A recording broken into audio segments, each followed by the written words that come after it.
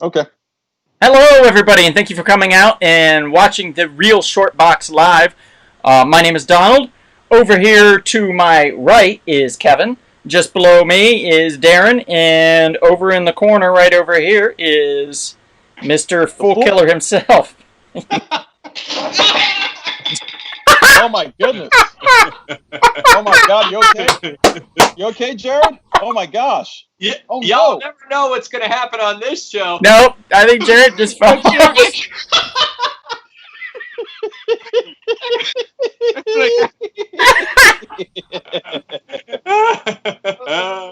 I need to call an ambulance, sir? Do I need to call an ambulance for you? Are you all right, sir? So guys, I want to take a moment to clarify, or at least put some what you call some perspective on something that was said last week by Donald. Donald declared Jar Jar Binks the largest villain in the Star Wars universe, and while I was at the gym that is now recently going to close, I was talking to my workout partner, and he tended to agree with Donald because he had pointed something out I never stopped to think about.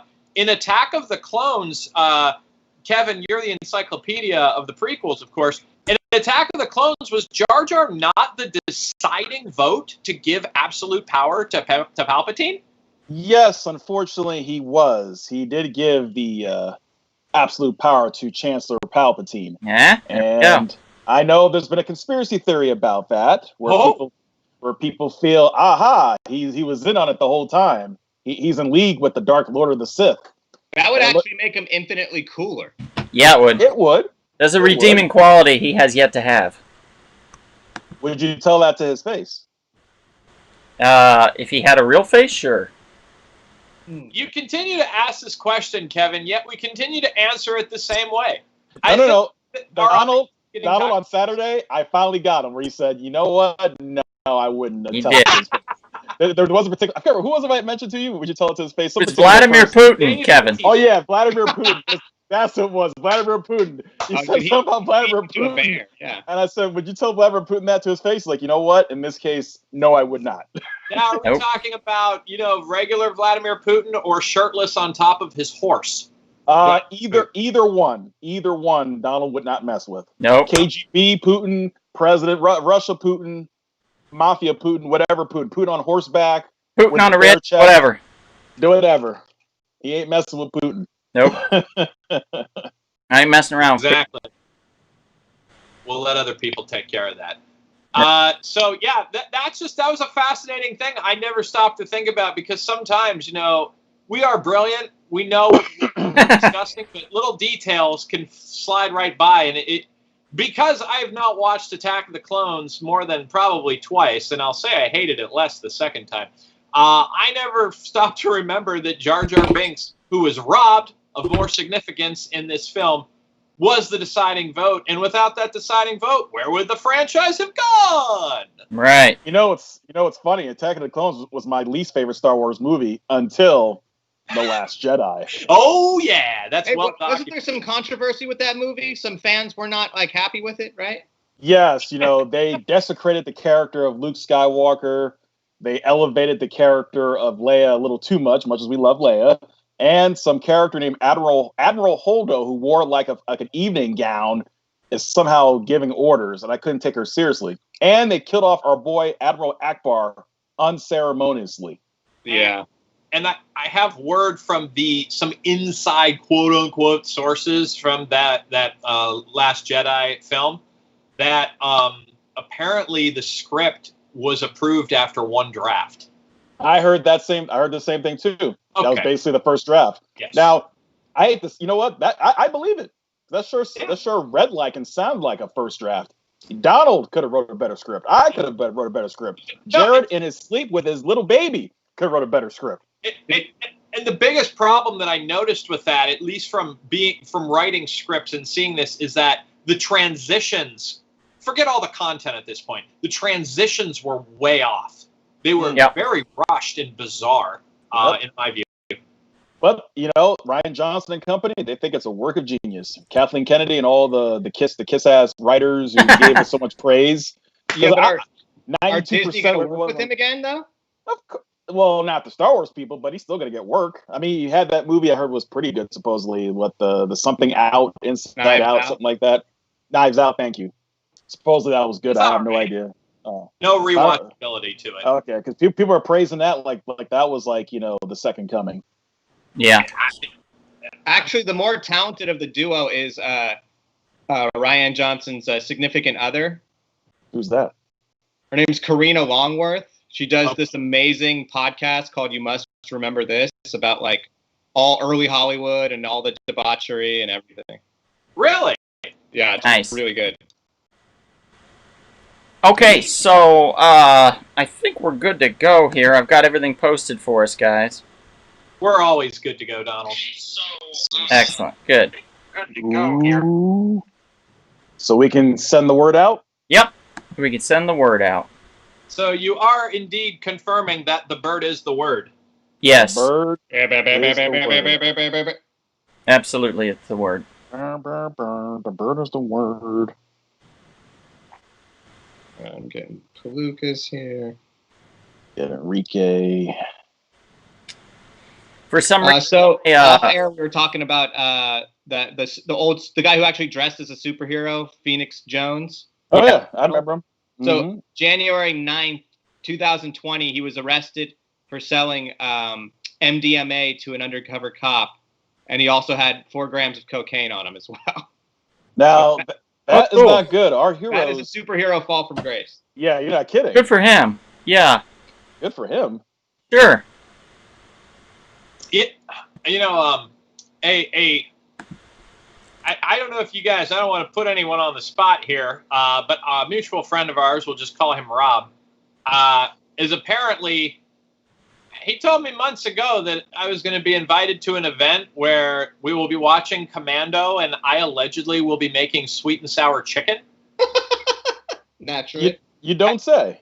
Now, we're all in the same kind of social group here, little inside baseball for the audience. Have you guys heard of the Commando party that Arnold Schwarzenegger's Commando that I'm allegedly cooking sweet and sour chicken at? No. I am not aware of this, sir. Okay. I don't know anything about that, really. Everybody, you guys are getting way too tense. You need to let off some steam. Bennett. There you go. There we go. I'm kind of like that guy in the smoking commercial, where they stay off drugs. Don't do it. All right. Guys, what is on tap tonight? What is the topic that we are eager to share with every single person out there? It is a topic that touches the hearts. It's a topic that we should wait 5 minutes to discuss. Just all interesting, fascinating stuff. Just looking at our live views currently, we should probably wait 5 minutes to discuss. All right, well, hold up. Well, in the meantime, I am very surprised what I learned over the weekend about, there's only about a couple hundred theaters that are still open, or basically, I guess, mostly drive-in theaters. And guess what the number one movie was over this weekend? Becky? Outbreak? No. It was a 40th anniversary re-release of The Empire Strikes Back. Wow. It made over $500,000 over the weekend. Wow. I'm okay with that. Like major cities or what? I mean, where the hell were they showing this? I was wondering about this too. It's drive-ins, probably? Yeah. Kind of like mostly drive-ins. Because, obviously that's drive-ins have made a brief comeback for obvious reasons. So that's kind of cool. Matter of fact, didn't you tell me, Donald, you and your lady, didn't you guys go to a drive-in recently? Yeah, we went to a drive-in a couple times. Okay.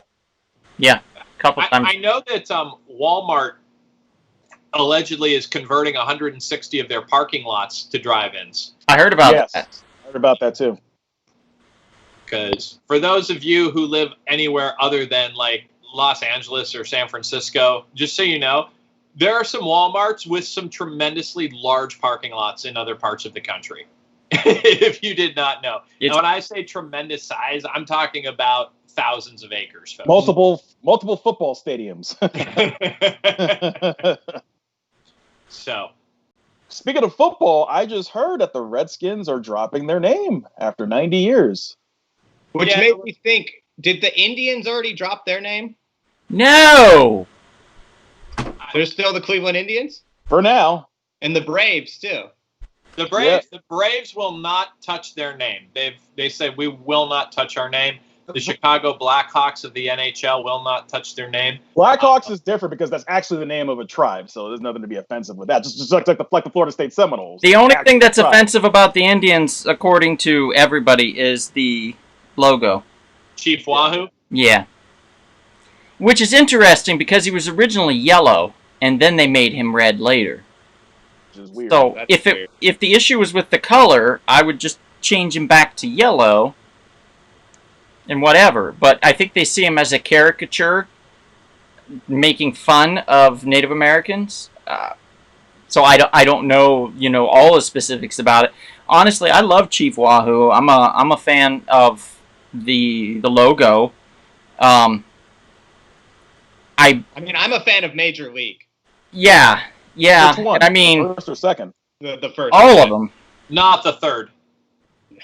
Oh, I didn't even know there was a third. Back to the minors with Scott Bakula. Hey, for all of you who just enjoyed that last 45 minutes of our podcast, you feel free to comment in the section below. If you want us to tackle current events and political issues, we will make sure to ignore that as much as possible. And Jarrett did share with us earlier before we went on air that he's thinking about running for governor the next couple of years. And I said, "Wow, man, that's some intense stuff, brother. I don't know if I can call you Governor Jarrett." Jarrett, if you reopen our gyms, I'm voting for you. Yeah, all right. No masks, no gyms. I mean, no, you got the gyms and free tacos on Tuesday for everybody. For a second there, I think you said no mass, as in like church. I'm okay with the free tacos. Yeah.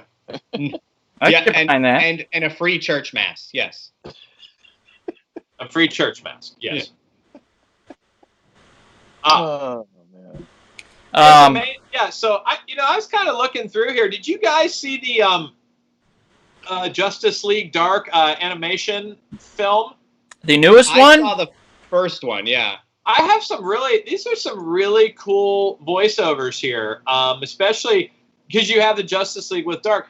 Like having Nicholas Turturro as Deadman that's intriguing stuff there. Chris Duque says hi guys, and then he said let's talk about having superpowers through the mode of lucid dreaming. Have you guys ever tried it? I've been doing it over a decade now. Spider-Man powers are among my favorite to use. I have tried that. When I've lucid dream, I actually like flown up in the sky. You have not. In the outer space. What? No, that's serious. Sometimes I can tell when I'm actually dreaming. And Kevin, then I actually concentrate within the dream. Kevin. Yeah. Look, man. Maybe. It's my dream. Are you dreaming like... No. I've levitated, like Magneto style. Like I've done that too. Hey, Jarrett, this one's for you, brother. Nice. Oh, look at that. Corbin Burnson and Behringer, man. I missed those guys. Yeah. Isn't next year the 30th anniversary of They should do another one. I'm sorry. We're way past the 30th. Okay. Chris, we could definitely try it. I don't know about right now being the absolute opportune time, but in the future, I'm down. I do breath work and stuff like that, so it's always a cool thing. Happy to do it. Arm Fall Off Boy says gym tacos sound gross. He is absolutely correct. You get your free tacos at the gym.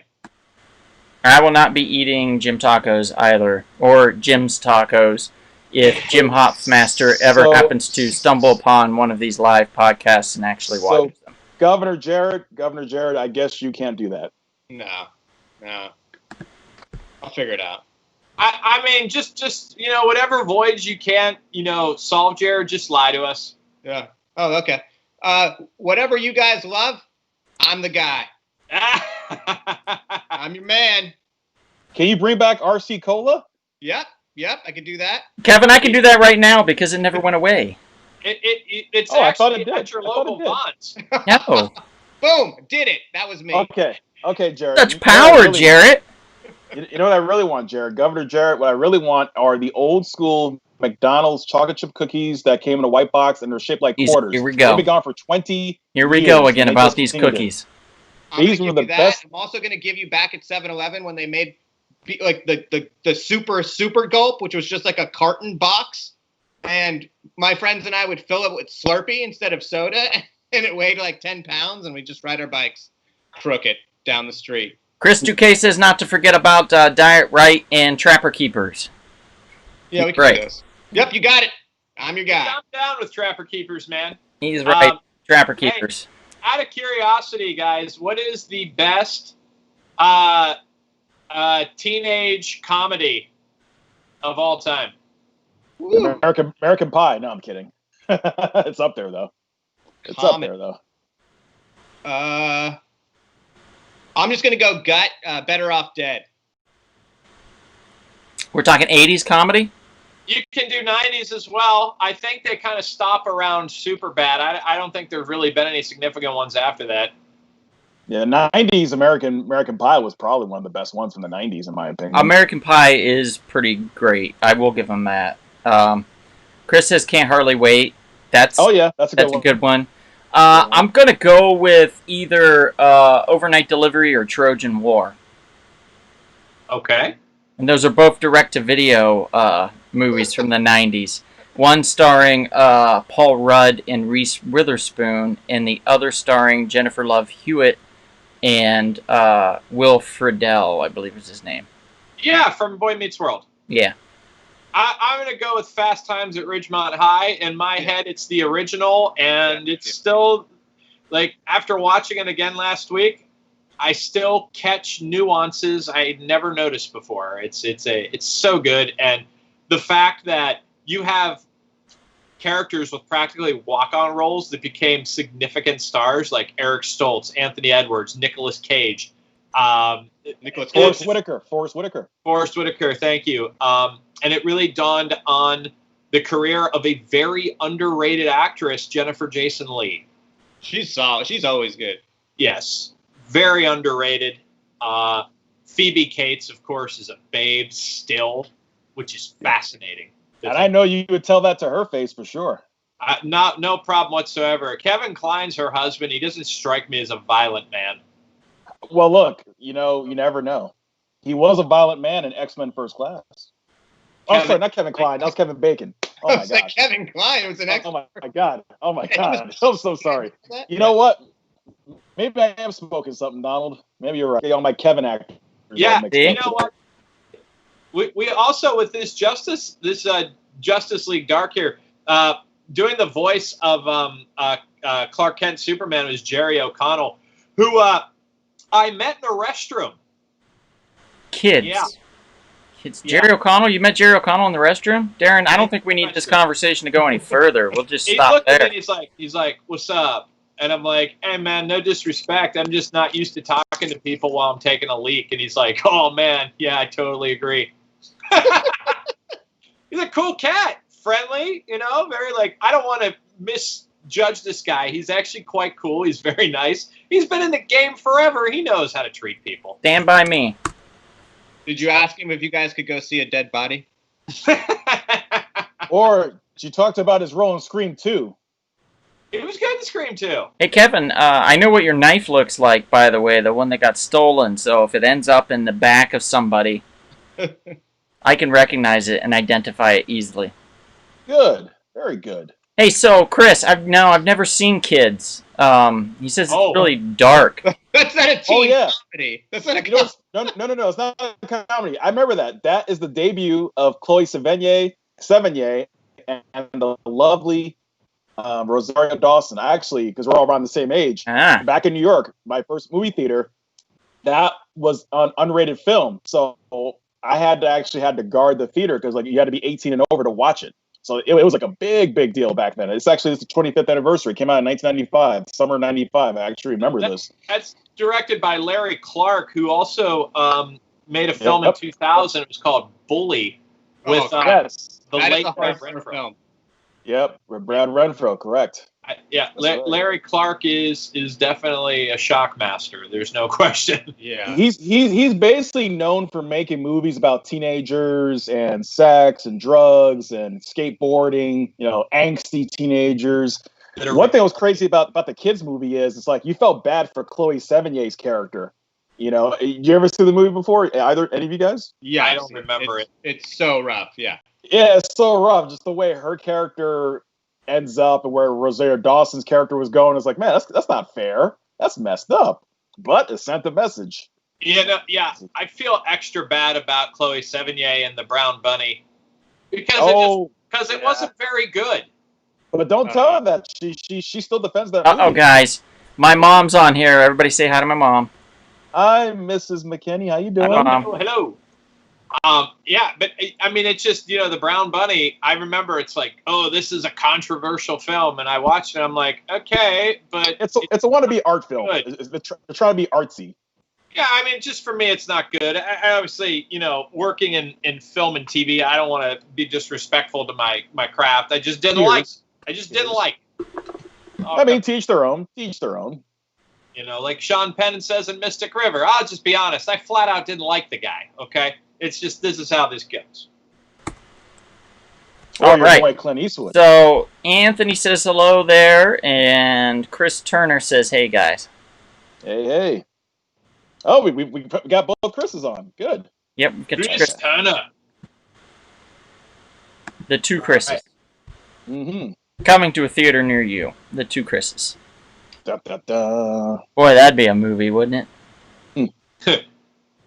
He's a 30-something bachelor with a friend who is a person that's got a family, but they're inseparable, and he moves in. Will he cause the family to have issues and make him want to renounce his friendship? Find out in The Two Chris's. Or it could be a movie called Donnie, Darren, and Jarrett. Chris Squared. That's a good name, Chris. I like that. Good idea. Chris Squared. Squared.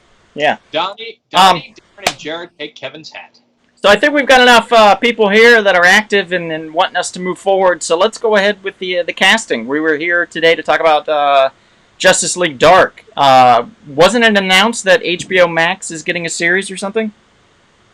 Yes, there are rumors that it's in development and that it should be coming in the next, year or two, I suppose, or at least we hope. And it's also been one of those ideas that's been kicked around and workshopped for, like, it wasn't Del Toro. Guillermo del Toro. For years. That's right. And that makes sense. He'd be perfect for it. Yeah. I mean, Del Toro?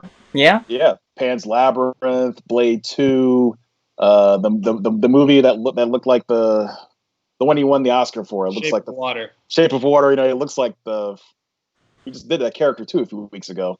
Yeah. Ape Sapien. Wasn't it? Ape Sapien or something like that. For people trying to win trivia, his first big American film was called Mimic. Okay, so we've got a good solid question to start us out. Chris Duque wants to know, how is Justice League Dark different from the regular Justice League? Break it down, Jarrett. That is a great question, actually. Break it down, Governor. Well, the first team started with the New 52, right? That's how they originally did it? Yes. Yeah, back in 2011. So, basically they took all the supernatural characters that have been members of the Justice League and some who have not, and it was pretty much the coolest supernatural super team taking on supernatural events and cases and such. Basically, the things that was below Dr. Fate's pay grade. Dr. Fate is like the premier supernatural guy in the DC universe. He's basically Doctor Strange, only DC's version. And when he's too busy or distracted or something like that, they bring in the Justice League Dark team, which is a team of leftovers, basically.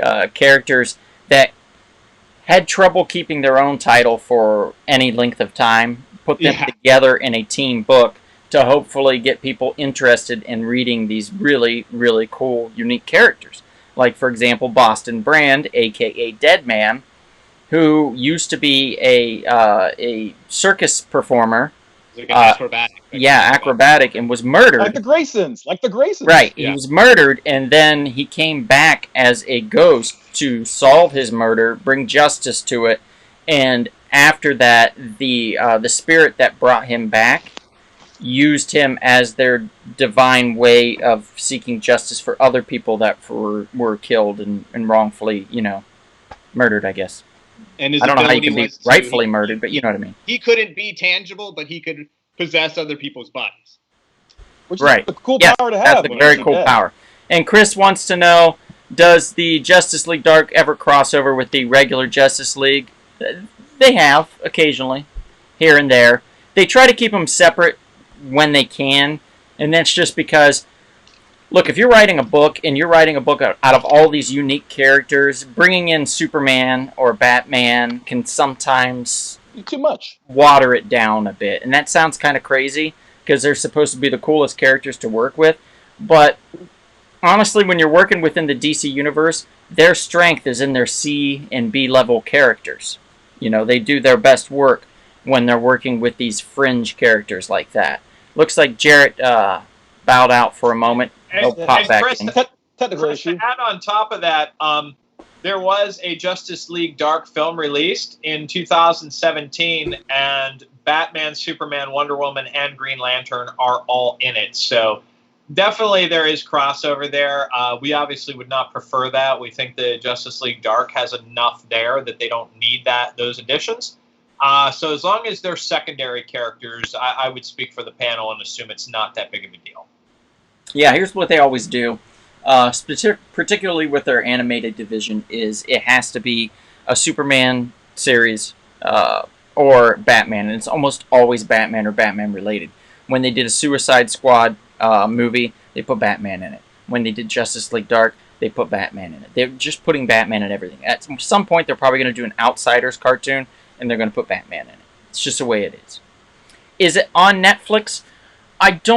Chris, I don't believe so. No, I don't believe too many of these DC animated movies are on Netflix. You'd be able to find it on Amazon Prime. Some of them are free. Some of them you'd have to pay for. They're like $3.99 to rent. You could also get them on the DC streaming network, which I think is like $13 a month. I think you can still try it out for free for like a month. And once you do that, you know, you can just cancel it. and I will speak on Donald's behalf here because we've talked about this a lot on the show. Donald is a major endorser of the DC animated films. Yes. Mm-hmm. Yeah, I think some of the best stuff that we've seen DC-wise is animation, with their animation. Absolutely. Well, we saw Jarrett for a second. There he is. Back. He's back. And and in many ways, that's one thing that we will put a preference on those DC animated films versus the Marvel animated films in many respects. Ooh, Marvel does. I don't even think they still do them anymore, to be honest. And if they are, they're probably so bad that they just gave up. I think they're focused on their shows now. Their Right. TV series stuff. Yeah. Now, 15 years ago, the two Avengers animated films that came out were pretty good. The best animated... And Doctor Strange, I right. like that one. That's the best one that they did, was the Doctor Strange one, I felt. I think I still have it, too, that Marvel somewhere. did.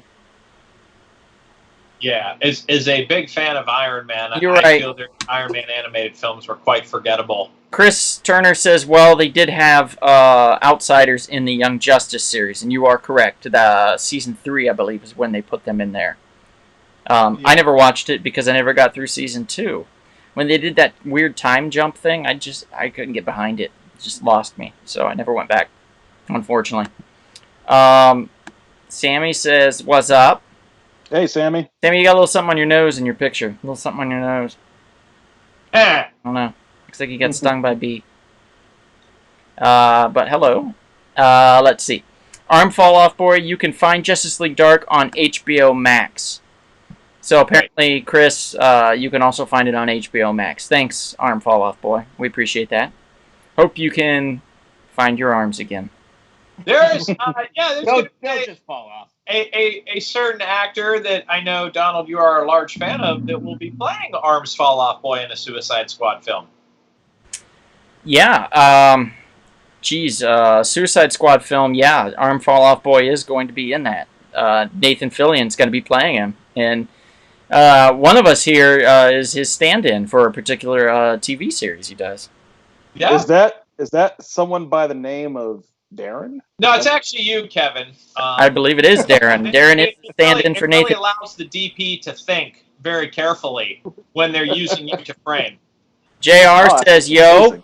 Kevin, What's JR up, says, yo. Hey, JR. What's up, JR? What's up, JR? Hey, JR, I'm going to hit up Julio's back issues with you at some point. We're gonna By the way, do some team up time and high five. Good job, JR. I do saw some some kicks. of your work over the weekend. Well done. Well Great. done.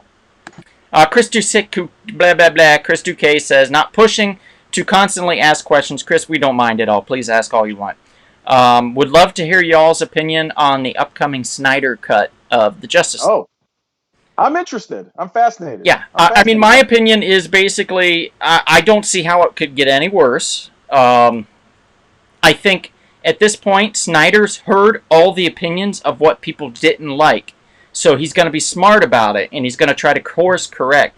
This isn't going to be stuff that he originally was going to do, mind you. Of course. Of course. That's why they're doing so many reshoots and stuff, is because it's ideas he has now that he said, oh, I had these ideas. Bullshit, Snyder. You didn't have these ideas. Sorry. You just heard that people thought these ideas were stupid, and now you've got new ideas, and you're going to put those forth.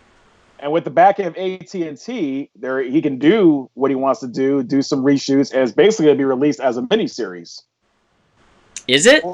Yeah, I heard it's being released like in a miniseries form, supposedly. I could be wrong, but I thought I heard it's going to be released not as like a straight-up long cut, but like a series, like almost like a miniseries. Sounds terrible. Well, not to ditch Dirt, but Dirt was ditched. Who's the big director that took over when Snyder had to leave? Joss Whedon. Joss Whedon. Did you guys see that? I think it was in the Hollywood Reporter. Oh, I heard about it, yeah. The actor who played Cyborg. Was like, now, this is weird, though, because he went out of his way to talk about a movie that, yeah, the new cut is coming out, but it's been years. And he just went, by the way, Joss Whedon was a dick to work with. Even though I said he was cool back then, he was a dick, and that's it. That was it. There was nothing. Well, it makes sense because the NDA is now over. His NDA is now, no longer in effect. Just like the Star Wars people, from the sequel trilogy, their NDA has now been complete. So now they're starting to come out and say certain things. So when you're under contract, you gotta play nice. You gotta say all the nice, sweet things.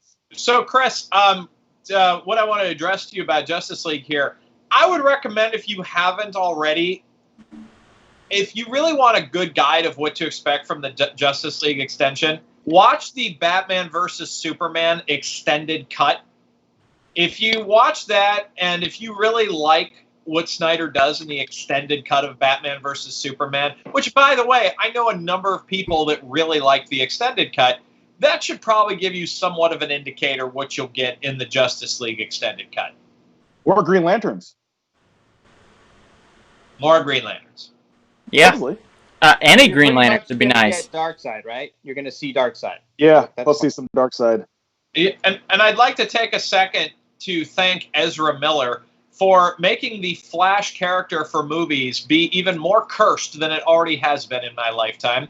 Because the first time I got to see the Flash on the big screen, of course, there's just a whole black cloud over top of Ezra Miller, which in essence puts a black cloud over the Flash character. So thank you for that. Are you saying because you're jealous, Darren? Is there something new I don't know about that happened with Ezra? That's all. He's got very negative publicity over things, and honestly, like, I'm not here to convict anybody, but he has been seen, like, assaulting people, which essentially is going to get him removed from Justice League. You can't deal with a PR situation like that. So, much like Mara from Aquaman. there you go. But my whole point is, it's bad PR. And ultimately, Ezra Miller's probably going to get the boot if he hasn't already. I don't have all the inside track on everything, full disclosure. Well, gee, Elongated Man made a comment, 7 years ago, like a couple comments on his Twitter, the guy that played Elongated Man in the Flash series, and he got removed like that. I mean... I actually think his stuff was more recent. Because he was commenting on, I think, one of the current events that was happening. Yeah. Oh. But also, too, I think something that dooms the Flash as a movie character is you have a very successful TV series. And I don't know how much more Flash people want to see at this point. You'd be surprised. You'd be surprised. I think it's hard to... Look, Batman is arguably the greatest story character in DC, and even you can oversaturate Batman. So, I mean, Flash... Some would say that Ted Kord is actually the greatest character in But I DC. say Barry Allen as the Flash can be oversaturated, and there's no question about it. If they want to go with the Wally West and put him in a movie, more power to them. But it's going to present challenges, and DC and Warner Brothers need to be up to those challenges. Run, Barry, run. Run. And supposedly, if the Flashpoint concept should be brought into play, and that's where we might be able to have all the different Batmans coexist. The Michael Keaton Batman, a Christian Bale Batman, hell, maybe even a Val Kilmer Batman, for crap's sake. There's a lot of talk about a Batman Beyond movie coming. And in fact, I grabbed my Batman Beyond #1 copy, and I'm getting it cleaned, pressed, and graded now. Yes, you did. Just do it. Jarrett, I'm doing it. You should too. All right. Hey, Donald. Within your reach, do you have that poster board we were talking about that said "On-Screen Justice" for Ted Kord? No, I don't. Oh, come on! You got to just put it up at the beginning of every show. Repetition is effective for these studios, brother. Okay, Chris Duque. Oof, buddy. I don't know. I don't think I can get behind this one. He says, "Man of Steel is the best Superman movie ever made. Take away the nostalgia of the originals. Man of Steel blows them away." Let's respond politely, people. Best Superman, in my awesome opinion, is the Richard Donner cut of Superman 2, or was it Superman 1? 2, I think. 2, yeah. The Richard Donner cut of Superman 2 changes the whole game of that trilogy of films. Well, for me, 1 and 2 go together. 1 and 2 go together anyway, for me. Chris, I'm gonna politely disagree, but I'm also going to add that I felt that I would agree with you 100% up until he snapped General Zod's neck in the film. Spoilers, if you haven't seen it by now, too bad. It was that, and that's not speaking from a point of nostalgia either. That's speaking from a point of Superman is supposed to be about truth, justice, the American way, which I guess now is you snap somebody's neck, sure. But back then, no, you shouldn't snap somebody's neck. It's a bad thing to do. Killing somebody, there's so many things. He could have just grabbed him and flew him out of the way. Could have pounded him into the earth. So many things Superman could have done that he didn't do, and chose violence and murder over that decision, and that ruined the entire film for me. At that point, I almost got up and left the theater. I was so upset with just what they did to Superman himself. Cavill did fine. I thought the story was great. Russell Crowe is stupid with Pa Kent dying. I'm tired of everybody killing Pa Kent now. They can kiss my ass with that bullshit. Pa Kent should still be alive. Sorry. Russell Crowe was amazing as Jor-El. Amazing. What a great opening, and what a great character to have. He did wonderfully. Okay, Chris, just a note from me. You're not that far off, so I'm going to take a more positive approach to this. You're really not that far off. So when I first saw Man of Steel, I was not moved by it in a particular way. But upon repeated cable viewings and stuff, it is better than I initially gave it credit for. And I can say without a doubt, in my humble opinion, it's far better than Part 3 and Part 4. It's way better than the Bryan Singer version. Mm-hmm. And in many ways, it's hard to compare it to the original Superman because one is a family film and one is much more of a teenager and adult-oriented film. That it was released in different times. Right. I would go with Jarrett. Superman 2 is just... I don't know if it's my personal favorite, but it's the most important Superman made. And I could make an argument it's potentially the most important comic book movie ever made because it was released in 1980, and they were doing things that had never been seen before. And if you look at it structurally, the best comic book films that you see today are still borrowing from the structure of Superman 2. Right. And That's right. Like when he grabbed the shield off of his chest and threw it at him, and they got cast and it became within Saran Wrap. But what I will say is this: the best superhero sequel that I initially remember was Superman 2. And right up until we got to Spider-Man 2 with Dr. Octopus, it wasn't even close to me. what the best superhero sequel was. You didn't like Batman Returns? No, even the great X-Men 2, X-Men United, which is a great film. Don't get me wrong. We love it here. We called it the best X-Men movie made. I still think that Spider-Man 2 was the first time I really reconsidered, and that's over a 24-year period. Yeah. So, Chris, you're not that far off. Also, too, Superman 2 is a heavyweight if you're going to compare it to Man of Steel. Chris Turner says his favorite was Brightburn, guys, which I haven't seen, so I don't know. Anybody watch that? I haven't seen that one yet. Negative. No. It looks good. It's like the evil kid. Chris, maybe I'll put that on tonight and try to give it a watch, and then we can talk about it. I'll have 5 or 6 cocktails and then watch it. I love every minute of it. And if you guys want to read something with seen. Super in the name, go with Superboy Prime. Superboy. Ooh. Uh-oh. Now we're going. Arm Fall Off Boy says, let's bring this back around to Justice League Dark. Where should we start when diving into the dark? Well, we started pretty dark with this Superman and him snapping people's necks, I would say. So we can just move on from there, and I think just segue nicely into this.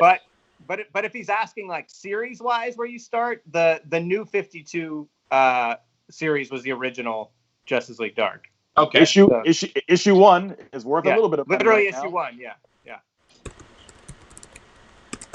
Okay. Alright. Let's see where we're at here.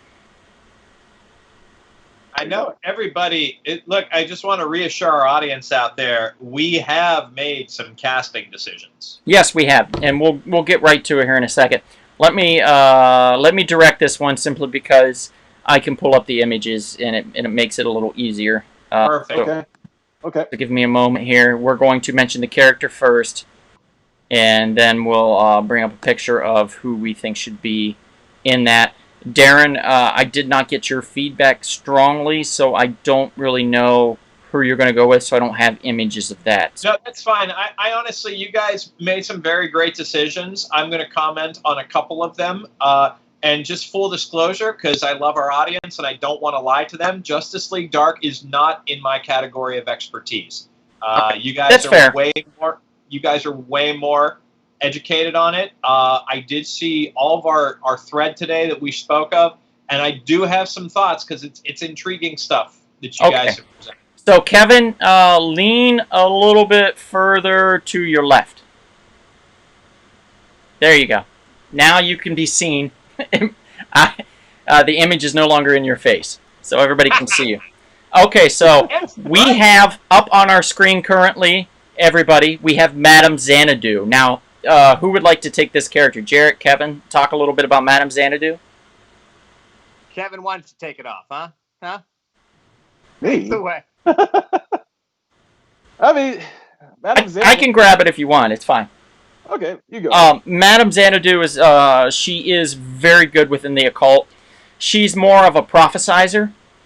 She can sense things that's coming, and basically, she's the early warning system. If there's a tornado, she's the one sounding the alarm, and that's in the supernatural world. She can reach out to people through like spiritually, through what would you call that? Chris Duque, you know this, where you get out of your body and you float around and you can Astral plane. There we go, astral projection. She can go to the astral plane. Yes, very dark and sexy, Chris. Very dark and sexy. She's a great character to have within the Justice League Dark. She's the key to this, actually, is what I feel. She's our way into this world, in a manner of speaking. I think we lost Jarrett again, but that's okay. I'm back. Oh, you're back? Okay. Yeah. All right, there you are. Okay, so Zatanna's going to be, I think, who we should be led in through.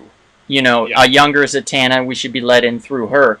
But Madame Xanadu is a great character to have to kind of introduce this darkness that's within the world, to discuss it, to talk about it, you know?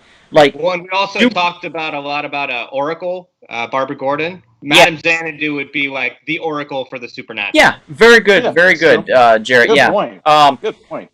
And basically, like Jubilee, like we saw her in the X-Men, the animated series in the 90s, that would be Zatanna, and then how they introduced her in would be through Madame Xanadu, kind of telling her all about the world, like Xavier would. You're at the Institute, and here's what's happening, and here's what's going on.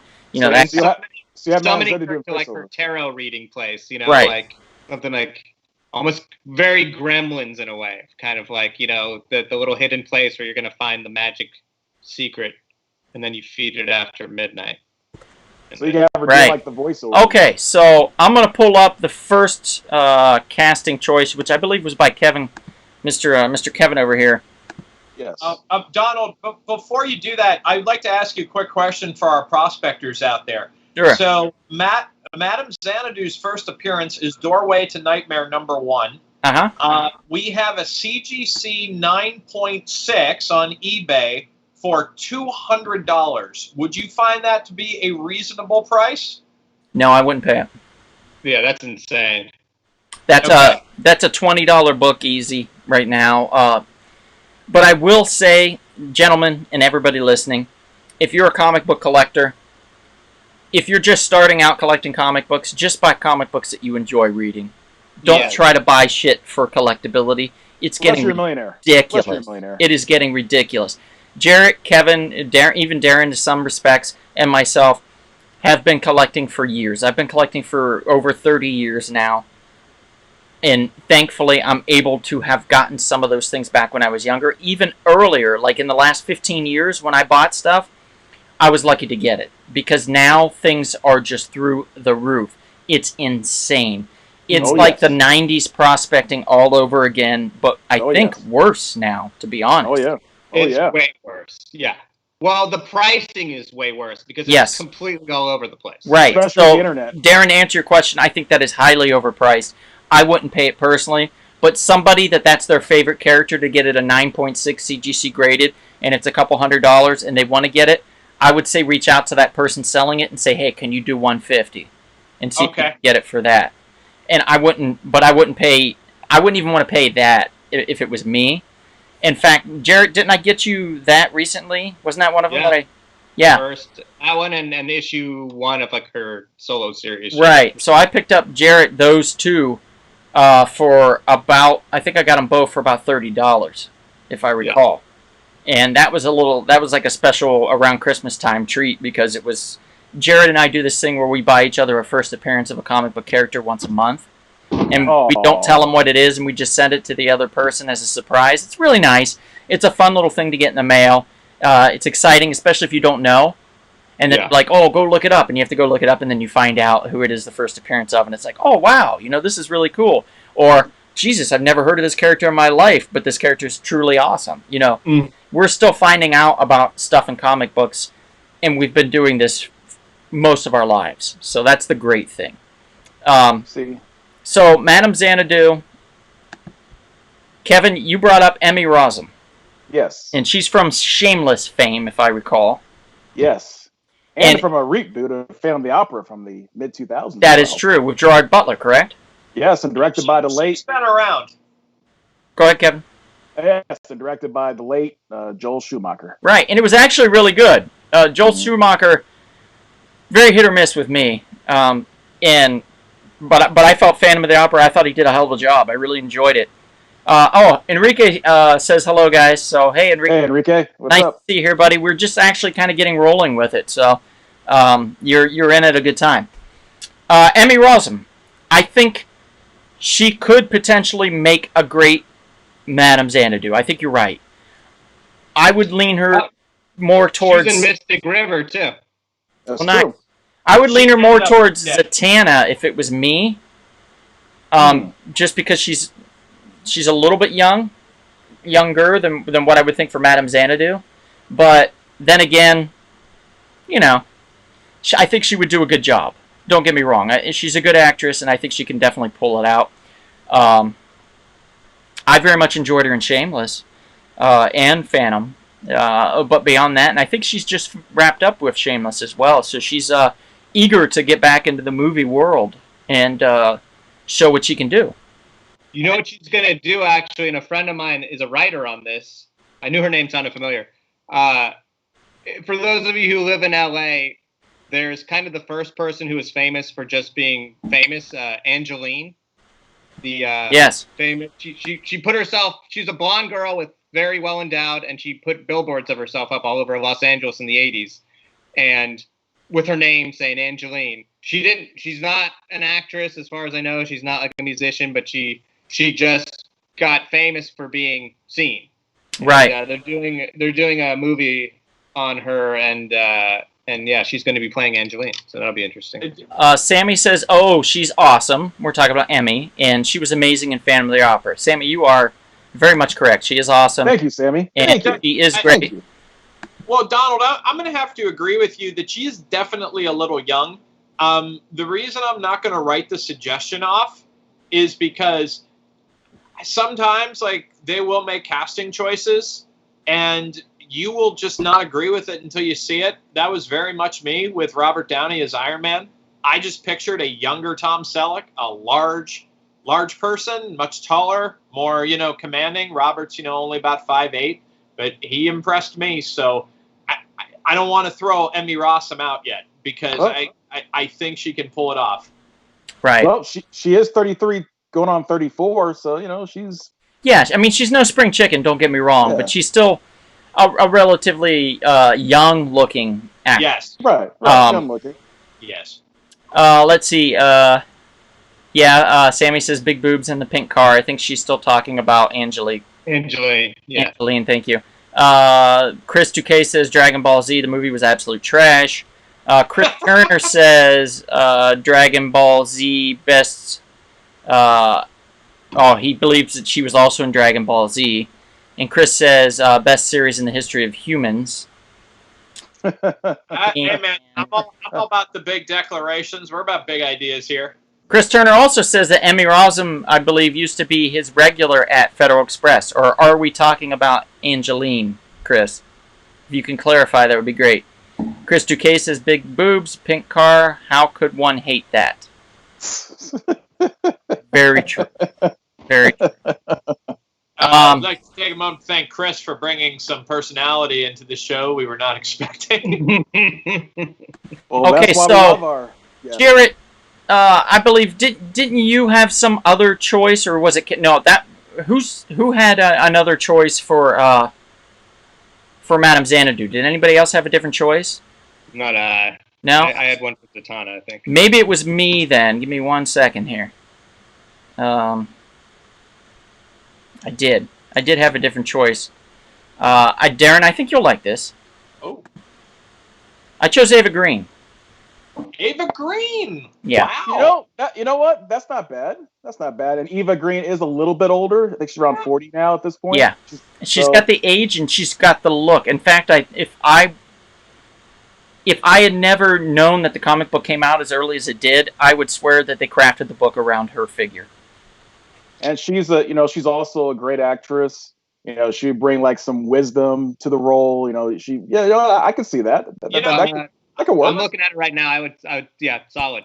I was on the fence with Eva Green for quite a few years, but that 300 sequel really showed a side of her that I was really kind of impressed with. Her boobs? Especially the seductive nature of her, which I think Madame Xanadu, that character, could use just a little bit of that. Yep. Casino Royale certainly showed. Sammy just brought that up. She just said Casino Royale. And Sammy, you also brought up what I was just going to mention, Penny Dreadful. She is love that. fan-fucking-tabulous in Penny Dreadful. She's amazing. She is Madame Xanadu in Penny Dreadful, guys. If you haven't seen it, highly recommend it just for her alone being in this. Did you finish the whole series? Did you finish all 3 seasons? No, I got to season 2. All right. Make sure you finish all 3. Well, I heard they did a spinoff now. Well, it's a totally different... It's kind of like True Detectives, like a totally different storyline, different era. Hey, Kevin, did you get through all 4 seasons of Ted Cord, The Blue Beetle Returns? Of course. What kind of man would I be if I didn't? That's true. Anybody watching right now that hasn't seen The Blue Beetle Ted Cord Returns on rumblespoon.com or on YouTube, you definitely need to check it out. It's a lot of fun. I don't know if you guys know, I created this series called The Blue Beetle Ted Cord Returns. I've never heard it. Officially, every member of the Real Short Box has now been a part of that series. And our guest, Chris Turner, and he was part of it as well. Absolutely. What a significant part. Yep. What a great part. You know, Chris, we did have a lady on the show for a little bit. I would love to have a lady back on the show. Definitely, we're always looking for people to come in and be a guest star and talk and discuss. We can fit another person on this live broadcast for sure. So if anybody does have interest, whether it be Sammy or another woman or another man, Angeline, you know, Angeline, if you're out there and you want to be a member of the Real Short Box, right?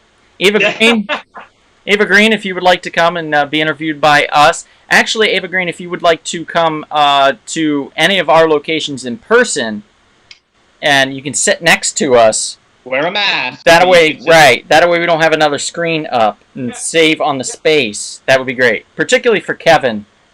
Kevin's single and looking to mingle. If you know what I mean, Eva Green. Wow. Trying to cause trouble. Man, Emmy Rossum is so sad right now.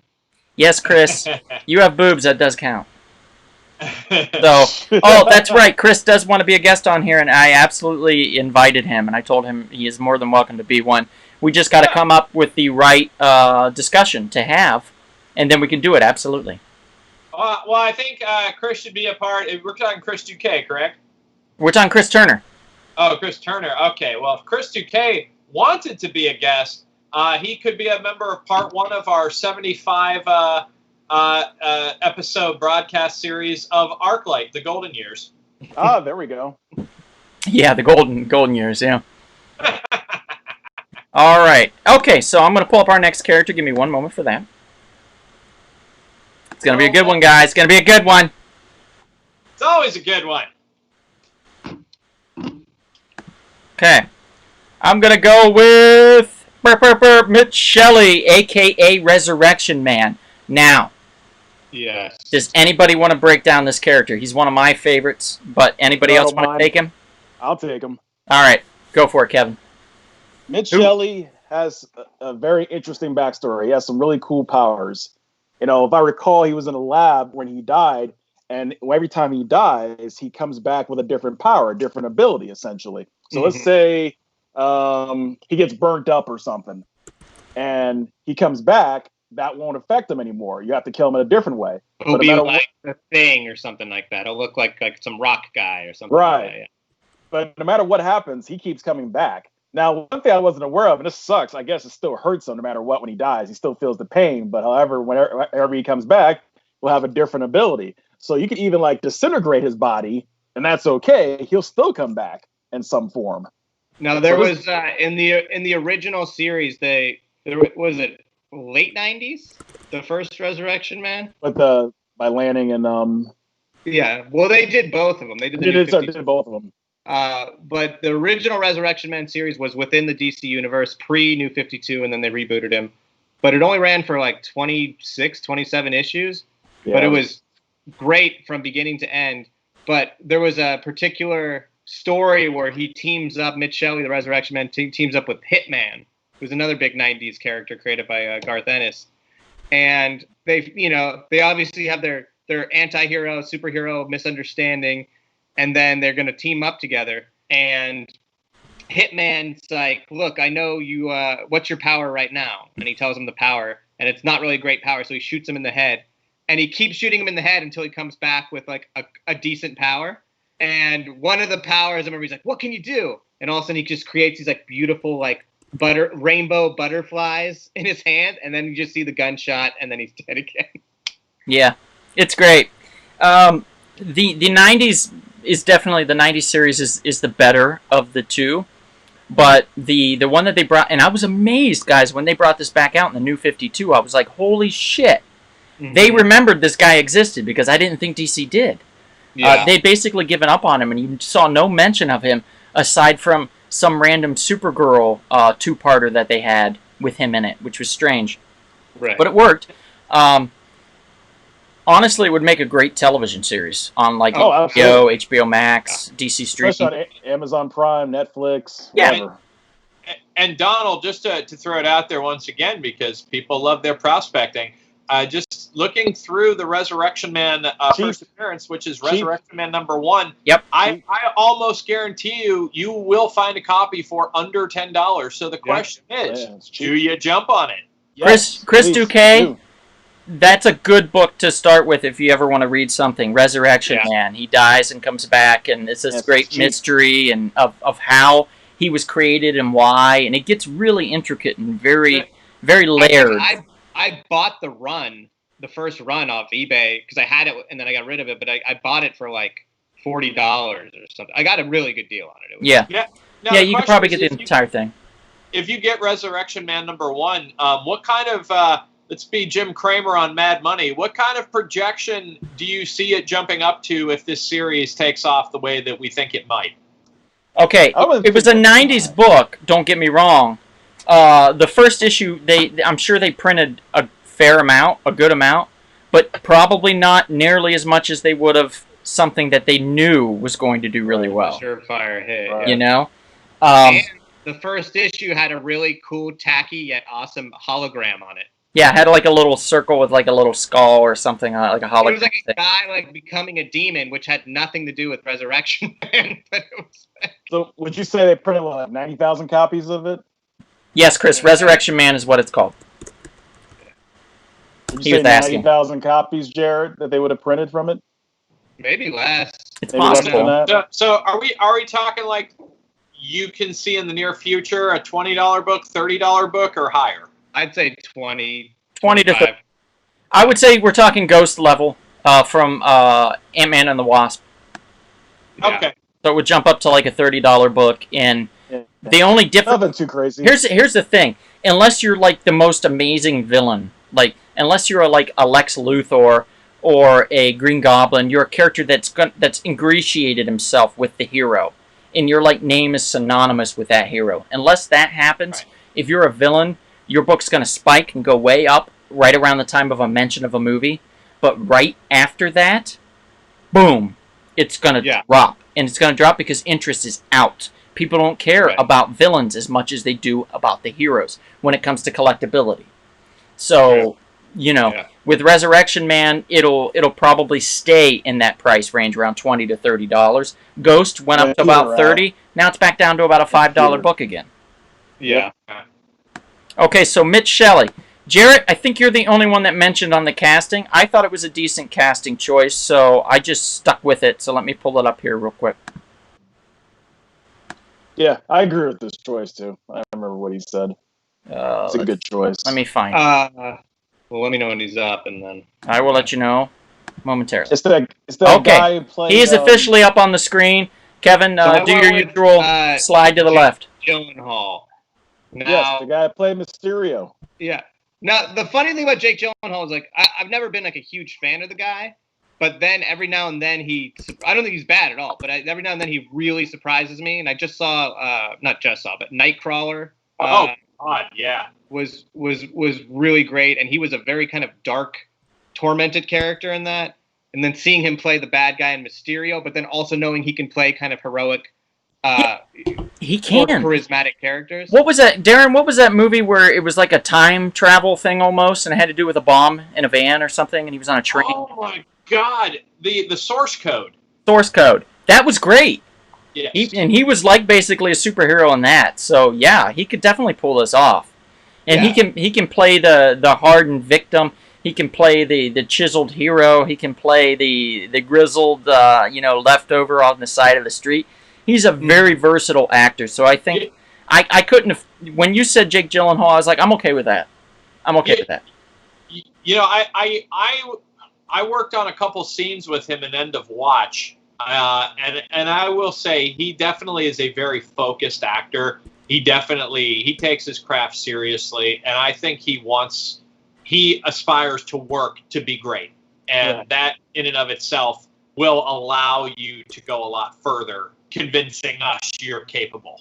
And say what you want about the second Spider-Man, The Far From Home, but he was an amazing Mysterio. Oh, he was great. I loved him as Mysterio. Yeah. I don't see how they could have done Mysterio any better. That's also what makes me go with Resurrection Man 2, is in that he played kind of two different characters. He played the like charming superhero from time, displaced hero, kind of becoming like an older brother to Spider-Man, and then he became the con man piece of shit, so.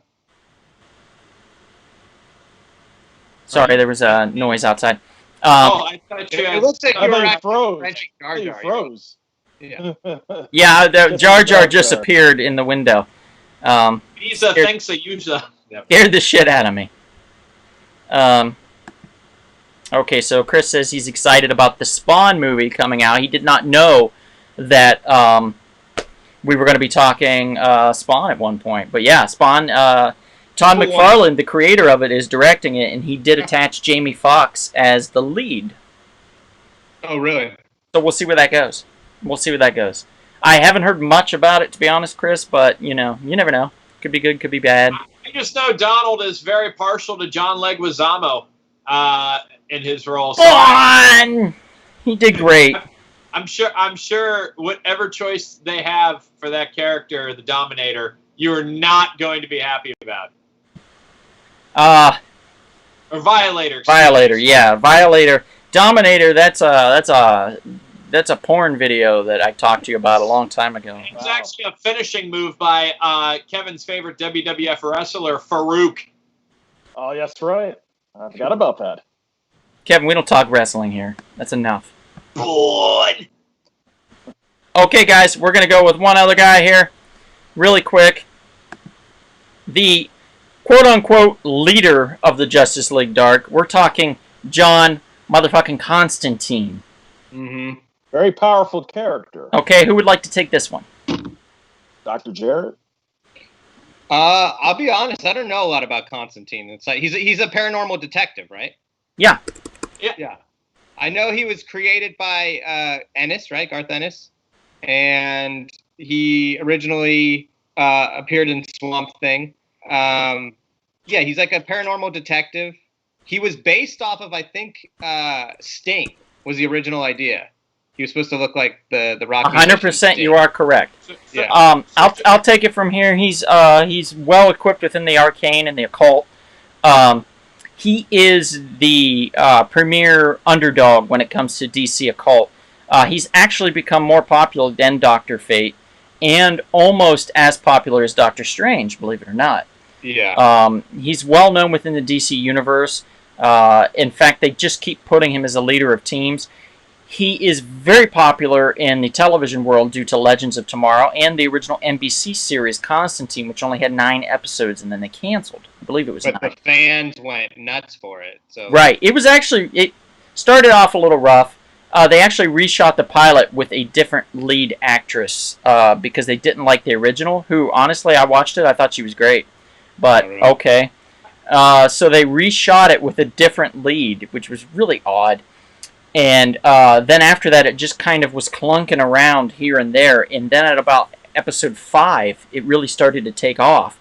But unfortunately, when you're 5 episodes into a series, if you haven't taken off by then, you're going to lose people. And they just were bleeding audience members. And by episode 9, they were firing on all cylinders. They had made a mention of Felix Faust was coming.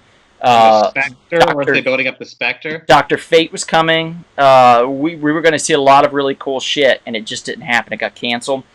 And DC did the smartest thing they could do. They said, you know what, Legends of Tomorrow, why don't you take the actor, and by the way, the actor that should be John Constantine in the Justice League Dark movie. Yep. Why don't you take this actor and put them in your Legends of Tomorrow series? Yeah, Keanu Reeves. I'm the Keanu Reeves. No, not Keanu Reeves. Get out of here. I really like this character a lot. I find this character to be very unique in the comic universe because you will have, of course, other characters that are dealing in magic, but to me, not to the degree that he deals in the occult, and it's very dark, everything that he deals with. It's really kind of complete escapism from what you're used to seeing from superheroes. And I understand some people don't like him. It's fine. But yeah, I dig John Constantine. I wish they would do more with John Constantine. And because I've voluntarily put myself as the person who is doing all the prospecting, we have a 9.4 of the Saga of Swamp Thing 37, John Constantine first appearance, on eBay for $400. What are your thoughts? That is highway robbery. That's highway robbery. That is insane. Kevin, Jarrett, do you remember what mine graded out as? It was like a 9-something, I think. Yeah, But something as well, like 9.2 maybe. but I think I paid maybe like $30-$40 for that book. Right, right. That's actually one of those weird ones because the character has been used so much in TV and movies and now animation and all that. That book will fluctuate in price. Like, yeah, I don't know what's a fair price for that one. I would say $250. $250 seems like a fair price for me at a 9.6 to a 9.8. I would go with that. Between $2 and $250. That's a very pricey book at $250 though. Surprisingly pricey compared to what it was. You could have bought it at $10 not more than 10 years ago. So It's definitely gone up. It was a good prospecting book. Chris Turner says that to correct us or to help us out a little bit, John Constantine, Matt Ryan started out on Arrow first and then made his way into Legends of Tomorrow. Chris, you are correct. It was Constantine the series, followed by the horrible television series called Arrow, which I actually forget exists because it's so bad. And then made its way over into the most excellent Legends of Tomorrow. And you know why I say this. Arrow, 0. Would you tell Greg Berlanti to his face? Sure, why not? But Donald, even you have to concede that Arrow paved the way for this entire CW DC universe. It paved the way for Batwoman. He did. He's a pioneer in that respect, and I'll respect the series for that and that alone, Sure. and that's all. The only thing I liked about Arrow was Deathstroke. The way they did Deathstroke was really cool. Yeah, they screwed him up. They took the Australian actor, I believe he was Australian, from Spartacus, from the series Spartacus. Yeah. And he ran with it. He was great. I liked him a lot. Kevin says, yo, hey, Evan. What's up, Evan? Nice to see you on here, buddy. Chime in as much as you want. We've had a very active chat section today. A lot of comments, so please feel free. Batwoman, let's talk about that. Batwoman is freaking trash, Sammy. Well, they recast it. They probably recast it, though. They recast it. Didn't they recast it with a black woman? Am I correct? Yeah. Yes, I heard that. That'll be interesting. That'll be interesting. It's obviously not going to be the same. Won't be the same character. Person, if I'm correct. No, won't be the same. A lot of the comments I saw were like, "Well, if the writing doesn't change, then it doesn't matter who you cast." That's exactly correct, Jarrett. You're 100% correct. Yeah. Chris says he couldn't get through the first episode. Chris, are you talking about Batwoman or are you talking about Arrow? Probably Batwoman. I know Darren had a whole lot to say. Yeah. I mean, I saw the first 2 episodes, and that was it for me. That's all I needed to... They literally had to pay you to do it, Donald. Yeah, I wasn't coming back. Here's the thing. You know it's bad when you get all these dick suckers in a room, and all they do when they're asked what they think of something is they go, and they don't actually give an opinion of any goddamn value because they've never read the comic books or know anything about the characters, and they just are like, oh, I like that, I like this, I like that. It's so infuriating to be such a fan of comic books in general that you have to sit through listening to somebody that doesn't know what the hell they're talking about tell you how much they love the fact that they spent 15 minutes breaking through some ice to make her look like a badass in the beginning. It's like, get the out of here. Hey, Evan, we miss you too, buddy. I was just there on Saturday. I was there. So was Kevin. Yeah, we were both there for like an hour or two. Turn some books in for grading. Yeah, we met with Oscar, who I know you got some shit pressed and clean recently. So we need to talk about that, Evan. We need to talk about what you got pressed and clean, buddy. So pressed and so clean. So pressed and so clean. That's good, yeah. I like that. 20th anniversary of that album. Hey, and you know what, guys? It all comes down to this. If you're going to get a book slabbed and you want to skip the press and clean process, you're only hurting yourself in the long run, folks. Really? And it's funny how it was like a joke at first. People were like, you're pressing comic books? What the hell is that? You're cleaning comic books? What the hell is that? And then they'd be like, oh, well, you can't submit it or get it graded because then they'll annotate that and it'll take down the quality and people won't. And now it's like the norm. And if you don't do it, you're a fool. It's kind of like hip-hop, baby. And literally, guys that don't know what we're talking about, let me explain it really quickly. They take a press. It looks like a goddamn panini press, but without the ridges, right? They take this giant press machine and they'll George put, like, Foreman grill. right, like a George Foreman grill, and they'll put your comic book in there with a backing board and another backing board, and then like this vinyl thing that it lays on. What they'll do is before they put the boards in, they'll get a steamer and they'll steam the book on both sides gently, mist it and steam it, and then they'll put the boards in. Then they'll put it on that vinyl. They'll take another piece of vinyl and put it on top of that, and they'll lay that on the press that's already on and heat it up. And then they'll hold it down, lock it into place, and they'll press it for like 5 minutes, depending on what you're doing, 5 to 10 minutes, or overnight. Like legit, they'll turn it on and then they'll turn it off after a certain point, and they'll leave it in there pressing overnight, which is crazy to think about, but they do it. And I and Kevin both firsthand have seen the joys of a professional such as Oscar, who works in and out of We Can Be Heroes. He's their professional presser and grader there. He does the cleaning. He's based in Anaheim. Well, but he's strictly with We Can Be Heroes. Yeah. So he's their guy, their go-to guy, and he does an amazing job. And I don't want to put I don't know the history totally, but I did hear that he also he lives in the castle in Disneyland, and then okay, yeah. Chris Duque says that the Arrow actor, Chris, that's Stephen Amell, always came into Rocco's with his daughter. Really nice guy. Honestly, he does seem like a really nice guy. He really does. I don't think he understood the character well enough, to be honest. He played him just... I don't know if Stephen Amell is a great actor, or if he was just not understanding that character enough to not know how to do it. Or if he's just wasn't equipped well enough to be able to handle that kind of a role. But Green Arrow is much more complicated than a straight, all-the-time character. You can't have a straight-faced green... He played him too much, at least in the beginning, like a rich frat boy. Yeah, and he's more of a philanthropist, playboy kind of debonairish guy. He's Errol Flynn, for God's sakes. He's not Bruce Wayne.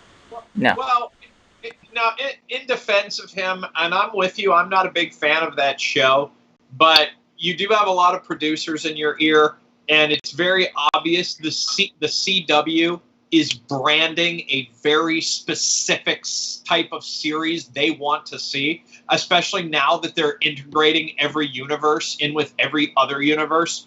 And in many ways, it is very heavily put towards a teen audience, or as I would say, a Beverly Hills 90210 type audience. Yeah. And this becomes an issue for guys that are more purists like ourselves.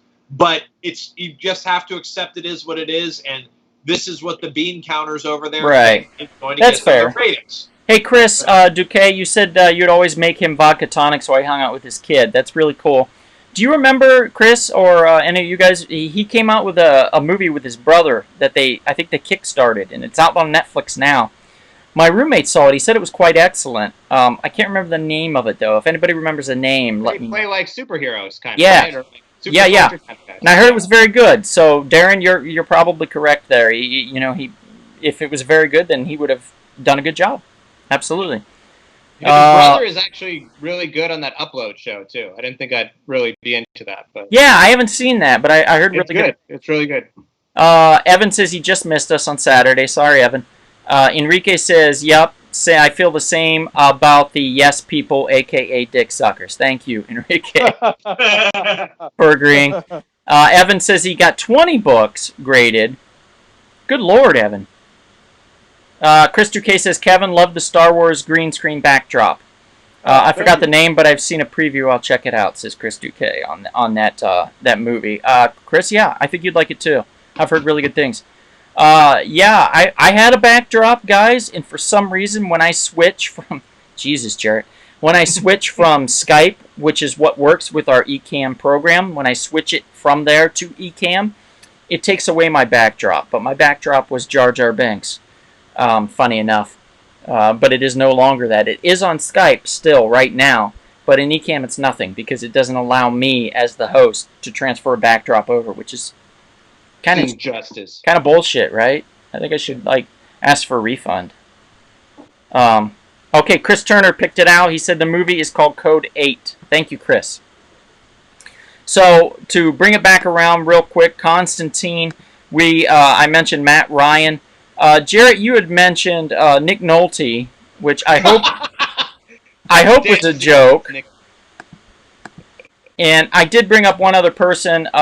He's on the screen right now. It's Colin Farrell. Yeah, wasn't he tied to it for a bit? For a second, yeah. Originally, he was tied to it, and I think it's a good choice. Yeah. Yeah, I'd go with him. But Nick Nolte, for sure. By the way, what's he up to these days, Nick Nolte? He's just trying to talk now because his throat is so full of phlegm from over 50 years. My brother, no, he's in The Mandalorian. Oh, that's right. He did the voice of Krill. Okay, so awesome in that, moving on to our next character. No one said anything about casting for this guy. So I'm going to move on to another character, and then we're going to bring it back around. So don't worry. We'll go back to what we were talking about behind the scenes here. But I'm going to move first on to a one-off character. Kevin came up with an interesting idea for Mr. Boston Brand, a.k.a. Deadman, who we talked about his powers earlier. But we didn't talk about who we were going to cast as Deadman. Deadman is a character that's very interesting. He can possess other people's bodies and, use them to do what he needs to do. His superhero powers are in, like, he could possess, for example, he could possess Superman for momentarily and use his superpowers. Can do the same thing with a villain. So he can be very handy in a fight. In fact, Jarrett, if I recall, when we did some SmackDowns, Kevin and Jarrett, earlier on, we had him doing just that. He jumped into the body of somebody and used body hopping and killing people. Yeah, right. That's a good one. Yeah, he came in very big handy, very handy for the superheroes and the team that we had. So Boston Brand, Kevin came up with the idea. He was the only one that came up with this idea, because for some reason this guy's got to have everything right now. He does. Idris Elba? Kevin chose Mr. Woody Harrelson. Okay. As Boston Brand, a.k.a. Deadman. Now, I could see him for the personality. Dude. Like his personality, exactly. But no argument here. The only thing I can't see, and I will say, kind of the age thing. He's a fit dude for whatever, he's in his 50s probably. 50s. Yeah. 50s. But Boston Brand because he died. He's that age permanently. So he died in, like, I don't know, let's just say his 20s, 30s, and he was a premier acrobat.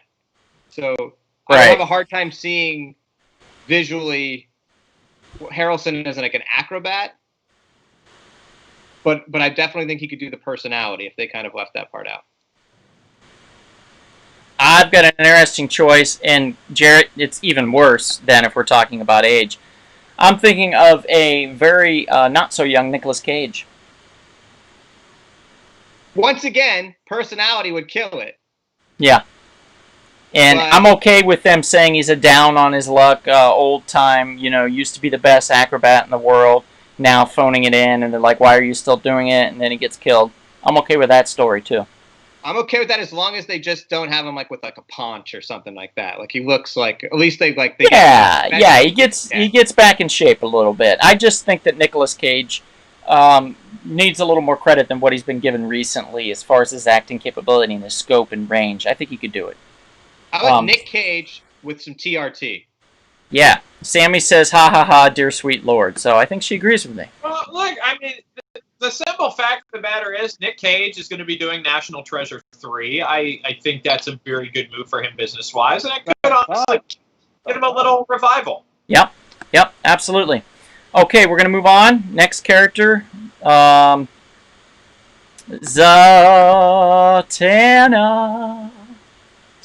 guys. The mistress of magic, the witch in a top hat, Zatanna. She's feisty. Very, very beloved cosplay character. Right.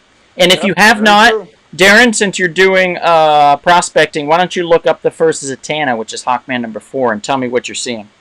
Yes, sir. Thank you. Of course you want to look it up. Of course you want to look up that particular book. I just saw somebody selling that today. Okay, now if we're talking about Hawkman number 4, let me pick a nice beefy grade here for you. We have an there we go, Donald. 8.5. First appearance of Zatanna, $2,100. Damn. You feeling good, Donald? You feeling good about yourself? I'm feeling real good, buddy. Real. And if I were you, I would be flipping that thing right about now. Here's the thing, though. Zatanna is a superhero. She's a very popular superhero. And you guys are right. She's a very popular superhero in the cosplay community. And I think She's that's sexy and powerful. And there's a lot of BDSM kind of stuff behind the scenes in that idea of the character, to be honest. So I don't see the popularity dying. I only see it increasing. So it actually is a very, in my opinion, a very solid investment to make, even now. If you can get a hold of it for less than $500, any type of copy grade, you should do it. It's like the Wolverine, first Wolverine. It's just not going to go down anymore. And I would like to discourage anyone who's thinking of knocking off the McKinney residents to get themselves a Hawkman number 4. Don't do it. You will be met with force. Well, it's not here for starters, so that wouldn't do you any good. All you get is me and my roommate, and we would just sit here and talk to you, and you would just be bored to tears. Unless you like conspiracy theories. Then maybe they could just take other stuff then. Recast, Chris Duque says recast Nick Cage's Superman, says nobody. And Yeah. I get that. That ship sailed. Chris Turner says they could always do a Brendan Fraser from Doom Patrol style thing, and I think that he was talking about the last person we had up on the screen with Boston Brand, and I think you're correct, Chris. We absolutely could do that. He says he wants to see a superhero girl that's not a fucking model. Jeez. Unfortunately, in the Justice League Dark, Chris, you're not going to get that so much, but, Chris, I do have someone that I cast as a... They're up in age, so they're not like model status, but they once were, to be honest. But you might like this, so we're going to keep moving. Let's go to the next one here, Zatanna. So let's see who we're casting as Zatanna. I'm trying to remember, so give me a moment here. I think we had a couple. Yeah, we had people. Oh yeah, we did. We had a couple. Diane Lane. What? I just haven't seen her in a while. Kevin, we're going to go with yours first, since we already kind of cast this lady in a different movie here recently. But Kevin, I think it's an amazing choice. Alexandria Daddario? Daddario. Yeah. Dario. Was she the one who was in the season 1 of True Detective? Yeah. Yep. And the movie San Andreas. Also, Baywatch. Right. She's beautiful. Mm-hmm. It's interesting. She looks very... If you meet her in person, and this is in no way disrespectful, if you meet her in person versus if you see her on camera, she is built differently when you see her in person. She definitely photographs multiple ways, which is really kind of interesting for an actor or actress to do. Right. Now, well, one thing we didn't really talk about, Zatanna, one of her superpower is she has to say her spells backwards. That's true, and it's also very annoying. It's like with the demon. If you had those two in the room together, and he's talking in rhyme, and she's saying her spells backwards, you just want to fucking give up on life. Or you just feel like you're in a David Lynch TV show. Yeah. And you're like, get out of here. Get out of here. Yet I will go there, and you will go here, and I am a bear. What? Yes. Okay, I'm going to say this Just image so you know, folks, if we do pause for a second, we are actually always improving this show, oftentimes in real time. So please do not call 911. We're feeling all right. Yes, absolutely. Everything's good. Okay, so getting back to it, she's great. She's a great choice, Kevin. She's a good-looking woman, and she has that playfulness that I think would be perfect for Zatanna. Now, Jarrett, you had an interesting choice. which I honestly don't know this actress at all. Well, and I only know her because I started watching the show that she's on like recently, and it's a great show, and she would be perfect. Okay, I have her up on the screen. You want to introduce her? Yeah. So her name is what is her name? Annie Gonzalez, right? You got it. Yeah. So Annie Gonzalez, I've just come up. She's been brought to my attention. I started watching the show Gentified, which is a really surprisingly good show as far as like the way it started out and the way it is. It's about a family, a Mexican family in Los Angeles, and so I get to see my city again, which is nice. And it's shot very authentically, which I love too. Very like it's Boyle Heights and Echo Park and stuff like that. But the Annie Gonzalez character plays the girlfriend, fiance to one of the other main characters, and she's beautiful, but not in a kind of generic sense. And she's also the character she plays in the show is very intelligent, strong, and then seductive, which to me is all things that are Zatanna. She's seductive. She's super powerful. Like she's like one of the most powerful magic users, and she's also, for the most part, always having a good time, but intelligent. So like, yeah, I just thought this actress kind of embodied those roles. Yeah. Arm Fall Off Boy says Elijah Dushku or Tatiana Maslany, I believe. Also, both sorry. Very good choices, right? I haven't thought of Eliza Dushku in a long time. I'd actually like to see her back on screen.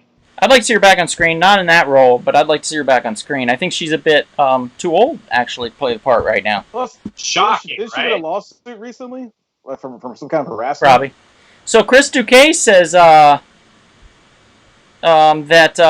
Annie Gonzalez is a friend of his. Oh, really? Actually used to work with her at Gordon Biersch, and she's a great musician. Well, she's Or an a very incredible- talented actress as well. Says she's an incredible singer. And she's beautiful, and my wife agrees. So we're okay. We're cool. Wow. Right? Chris, we definitely then should try to get her on the Real Short Box so we could do an interview and have you on there with her. And So- obviously, if it's her choice, if she could dress like Zatanna, that's just only Right. because we can. Right, and then afterwards she could date you, Chris. It sounds great. Perfect. Great. Win-win-win. I got no problem with any of this. Give me 1 second here. I'm sorry, guys, if I seem a little distracted. My sister was bit by a brown recluse spider. Oh, wow.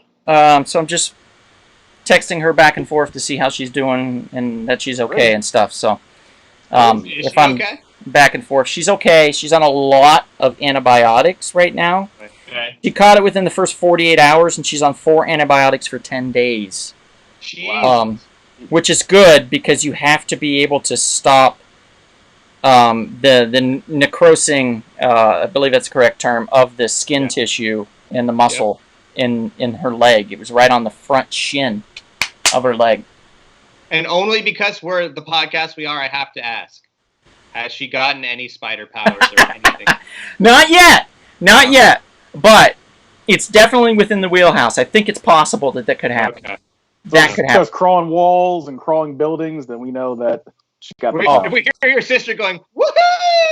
Yeah. Chris, by the way, Chris says he doesn't date actresses. I call bullshit on that. In fact, I remember, Chris, when you handed your phone number to one Scarlett Johansson at the ArcLight Cinemas and said, you know, if you should ever want to, or if you ever, think about it, and then you smiled and winked at her and then walked off and then immediately ran over to concessions where I was to tell me that you did that.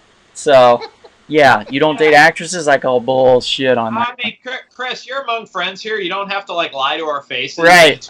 To our 67 viewers. Chris, But- I remember that. Yes, we all remember that. At least we should. Chris, as I remember, I don't think there was one attractive woman you ever saw that you didn't want to try to date. So please, let's craft a different narrative here. We like you and accept you for who you are. And Chris, I mean, you might think I don't know you, but I've seen you at the Gordon Biersch back in the day hitting on a Madeline Stowe. I remember. Dude, Wait, remember are when we- Madeline Stowe was Hispanic in the movie Stakeout? Are we talking about the same Madeline Stowe that was also in Daylight with Sylvester Stallone? Oh yeah. Yeah. Are you sure that wasn't Amy Brenneman? I don't think it was Amy Brenneman. Amy Brenneman did have a big role. I thought she was the female lead. Now, Madeline Stowe, of course, plays Cora Monroe in The Last of the Mohicans. Yeah, I don't know. You could be right. Recently on the TV show Revenge. Ooh. Yes. Revenge. All right, going to the next one, guys. Give me one moment here. Okay. I chose one that you guys might not know really that well. Or, well, actually, Jarrett, I know you know, Kevin, but a lot of people might not know. I chose one for this series. I chose Blue Devil. Okay. For the Justice League Dark. You know, everybody needs to either go to the right or left. Darren, you need to move to the right. Jarrett and Kevin to the left, please. There you go. We're all looking around it. This is great. Anyway, Blue Devil is Mr. Wasn't it Sean wait, is it? What's his name? Shoot. Something Sean Cassidy. From the Partridge Family. Yeah, it's Sean Cassidy from the Partridge Family. It's Dan Cassidy, right? It's something Cassidy. I think it's Patrick, but anyway. Anyway, his origin story is that he puts on this costume and then, like, somehow makes some type of a weird-ass deal with the devil or something, or gets stuck in it, and he becomes the character, the Blue Devil, and he gets the powers of this Blue Devil with this staff. Eventually, in Underworld Unleashed, which was a miniseries in DC Comics, he acquires the powers of a mid-level devil, and he's for good. He's always been for good. His series is a DC Comics gem, if you haven't read it. It's not popular. You can pick up every issue for dirt cheap, still to this day. His first appearance is a $3 book. A great find, a great prospecting book for those that don't know. Look it up. Go to eBay. It was a New Teen Titans, right? Yeah, I believe so. And just look up first appearance of Blue Devil, and you'll be able to find it real cheap. Oh, no, it's Firestorm. Fury of Firestorm 24. Ah, that's right. Okay. And it's Daniel Cassidy. Because he had a few, and what's his name?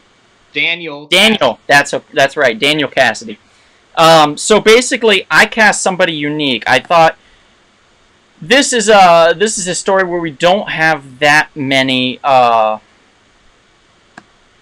that much diversity, to be honest. We haven't seen much diversity.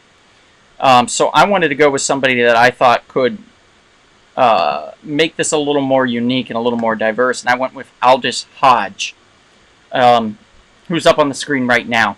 And for those that you don't know who Aldous Hodge is, he was in that series. Darren, help me with it. It's a TNT or TBS series with, I think it was TNT. No, but you're close. The TNT one with, shoot. Now I can't, Timothy Hutton.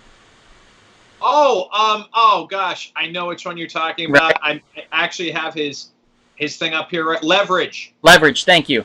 He was in Leverage. He had a big role in that. He was also in the television series Supernatural for an episode or two. And he's been popping up in a lot more television and movie roles recently. He's very good, guys. He's a very good actor, and I think he could do Daniel Cassidy justice as Blue Devil. I think he'd be amazing. Also played the character of Levi Jackson in Hidden Figures. He was in the sequel to Jack Reacher, and he played MC Ren in Straight Outta Compton. There we go. Yeah, he definitely has quite a lengthy resume, and yeah, I got no issue with this.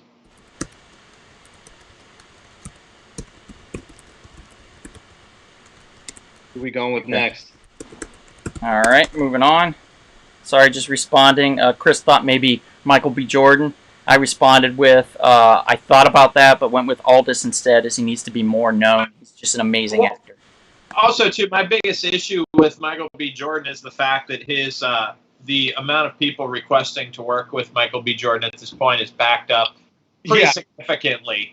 So it's going to be hard to pull him off anything. I think he has pre-commitments that, might be 2 to 3 years backed up at this point. I'll say 4 years. He has to complete the Creed trilogy.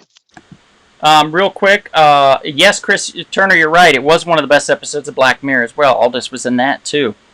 We're going with Black Orchid. Black Orchid, real quick, for those that don't know, she's a master of disguise. She can morph basically into anybody. In the earlier days, she would put on a costume and become somebody else, and then be behind the scenes.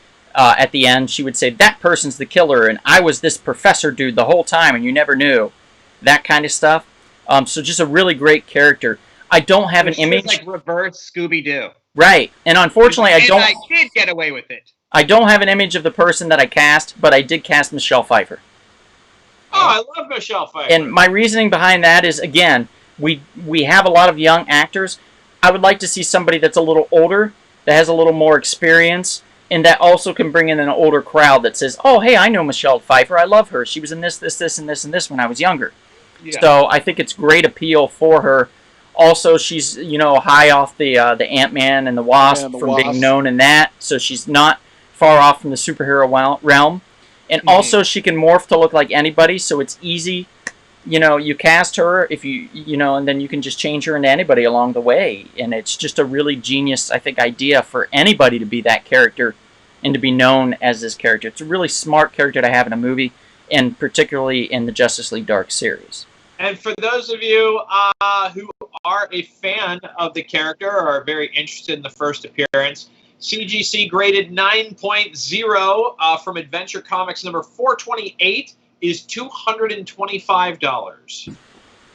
That's not a bad price. It is overpriced. Yeah. Again, I would go probably for that grade 125 max to 150. I guess if you really, really, really love the character, you can buy it ungraded. Sammy, she's interested in it. So's Maria as well. They're both interested in that character and wanting to read some of the comics. Yeah, I'm starting for that. I'm seeing in the price range of like 35 to 60. Right. And Sammy and Maria, if that's out of your price range and you do still want to read it, I do have the first issue of that character. If you're very careful when you read it, I mean wearing gloves when you read it and opening the pages like it's in a museum, then you're more than welcome. You're more than welcome to borrow the comic and read the story. I don't mind at all. Another one that I thought Jarrett nailed this, just hammered it right out of the park, needed no other option, was for the character named the Phantom Stranger. Jared, you want to take this one? A little bit about him?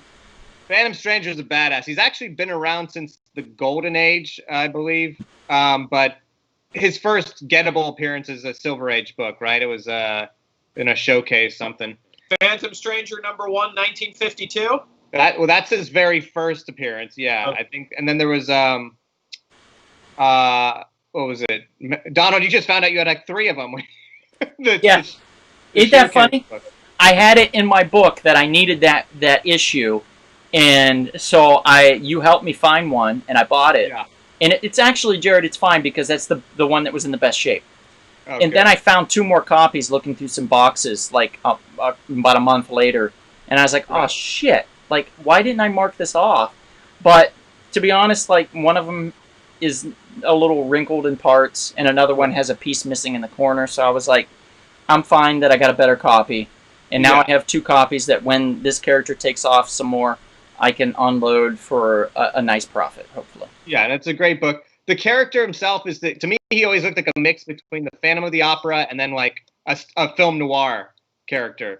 Mm-hmm. He's got this like lavish cape and suit he wears, but then he wears a fedora always. Sometimes he wears the overcoat. He's a mystical character. He's kind of up there with Dr. Fate, Spectre. They haven't really given levels to his powers, but he's up there. I read a really good book. It was from the 80s when they did those DC Secret Origins, and they did the Phantom Stranger, and I was like, oh, I always wondered what his origin was. But truth to the name, they gave him 3 different origins because you don't know. It was kind of like, well, tales tell this and tales tell that. But the 2 interesting ones I remember were, one, he was like a fallen angel, which was like really cool, and he was redeeming himself through like finding vengeance. But the coolest one was that he was Judas from the Bible. He was Judas who, to redeem himself for having taken part in killing Christ, he is given this mystical power, and he is to right wrongs from that point on. So I always thought that was really cool. That is a great origin idea. I love that too. Yeah. Let's move on to who you chose, Jarrett, real quick. Let's see. Let me pull it up here, and then you can tell us. While he's pulling it up, Jarrett, I have the first Silver Age Phantom Stranger as showcase number 80, Yes. 7.0 for $150. That's about right. I actually would say that's about spot on. Okay. Jarrett, I have his picture up. Introduce us to your choice, which is the correct choice. This is Holt. I'm not sure how to say the last name. McCallany? McCallany. Yeah, I believe. McCallany. Holt. I knew him as, a big character actor. David Fincher likes him a lot, which will actually lead into where I've seen him most recently. He's in Fight Club. Yeah, he was in Fight Club. I think he even had a small role in Seven. He might have, but he found his true calling as the character of Bill Tench in Mindhunter, where he plays kind of this real blue collar FBI agent. But the thing about this guy, well, one, also I would tell you, the worst drinking game is if you watch Mindhunter, you have to drink every time he introduces himself as Bill Tench. Yeah. Because literally every scene, it's Bill Tench, Bill Tench, Bill Tench, like you can tell it's like almost like an inside joke on the set. It has to be because he introduces himself an uncanny amount of times. But what I liked about this guy is he's a big guy. He's got a really good, deep, breathy voice, which I think would be work. Because the Phantom Stranger is supposed to be this really mysterious guy who kind of pops up when something big is going to happen, and he's going to help you or he's going to kind of guide you. And I just thought Holt kind of embodied this kind of brooding, ethereal kind of character. I also recommend watching Mindhunter. I think Mindhunter is a great series. I'm sad that it's not coming back. Definitely a slow burn, so you have to really be invested. Definitely much better than the movie Mindhunters by Rennie Harlan. That's right. The episode with Manson, by the way, Jarrett, I believe, got me on like a midnight tear where I messaged you a fury of text messages about everything that was happening because I was so mesmerized and wanted to know more. And for an episode of a series to do that to me, right, that's crazy. So my hat's off to them for that, for crafting such an amazing story in that episode and such amazing characters. Tench is a great character, and Holt here, just the name Holt is fucking badass. So he's definitely the Phantom Stranger in my book. Let's move on. Next one. We're winding down here. We're almost at the final stretch. Let's see. Who do we have? We have a character that talks and rhymes all day and all the times. I guess I did my best. Gone, gone, the form of man. Rise, the demon. Antragan. Now, it's a little bit of a small picture, guys, so we're well within the shot. The demon. Yes, the demon is a great character. Jason Blood is the human form of the demon that's bound to this demon. Right. And he says that rhyme that you just said, Jarrett, in order to bring forth the demon to fight evil deeds. And the demon has been bonded with him in order to do this. It is part of his curse. Right. And this goes back all the way to King Arthur times, right? Right, all the way to the King Arthurian times, yeah. When this took place, and he was bound to him. So, Jason Blood's an old dude. He's been around a long time, and so is Entrican. Of course, he's a demon. This is a fascinating character, guys. One that I could see completely CGI'd or with some really good makeup done as well. I think they'll probably go the CGI route, though, to be honest.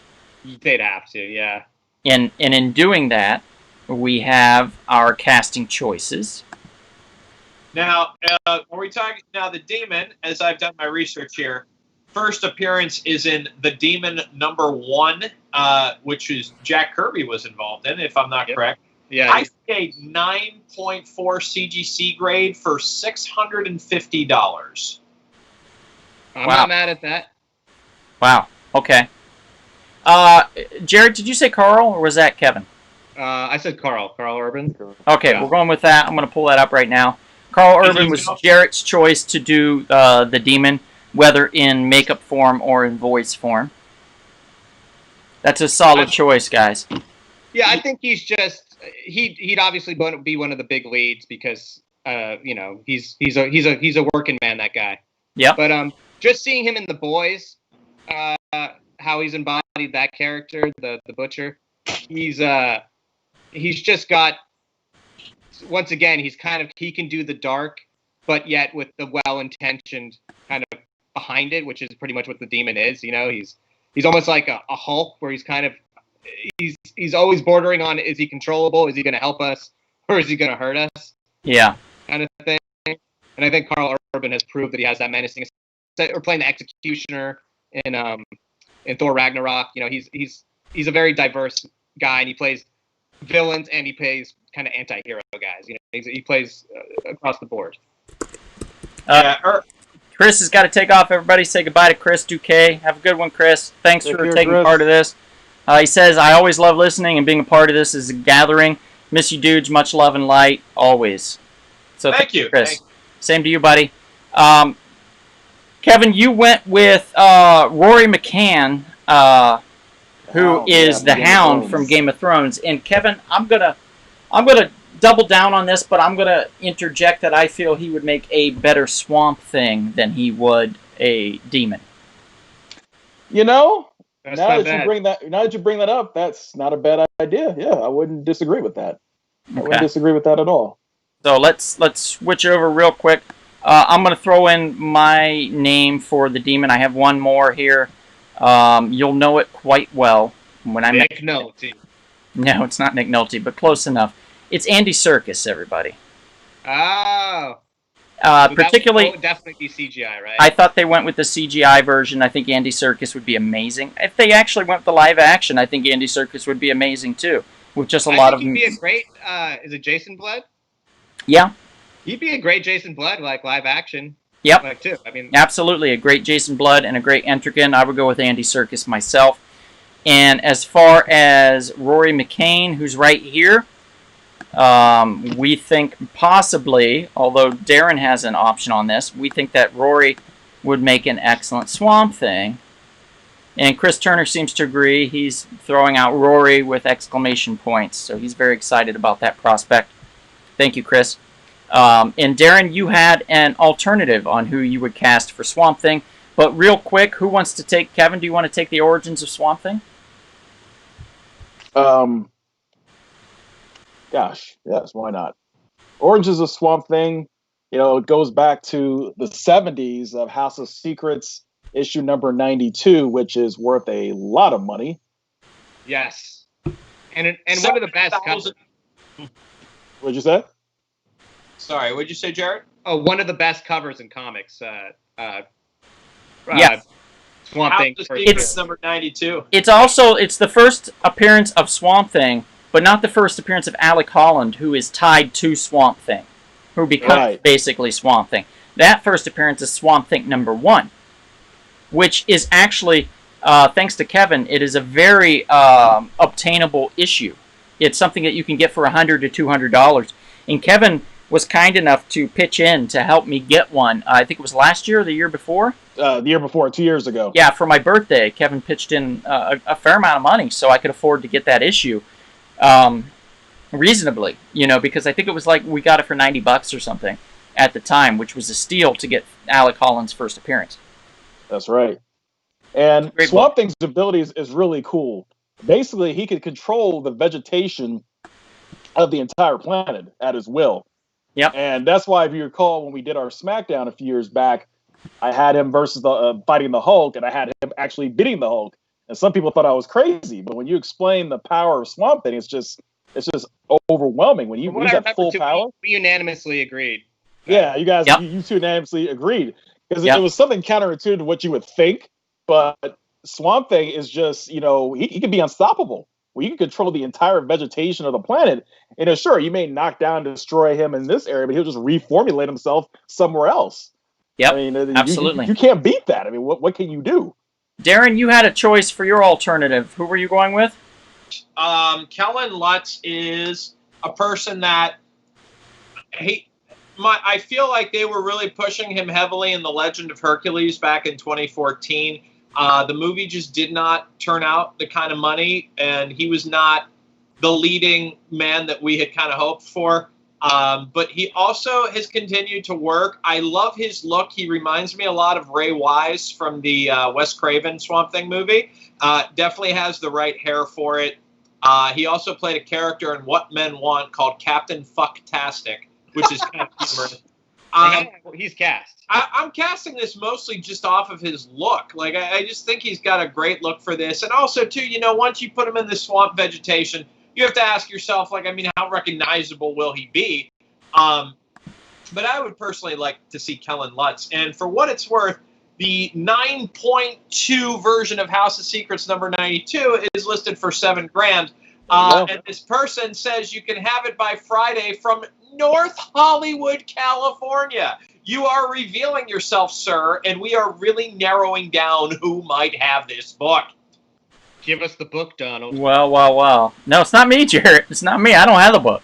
It's not me, Put the book buddy. in the basket! No, Someone right near you has that book. I don't have it. It's not me. I was saying it too. Someone close to you has it. Nobody close to me has that. That's always been a key book. That is just like a solid key. Yeah, it's been a great key.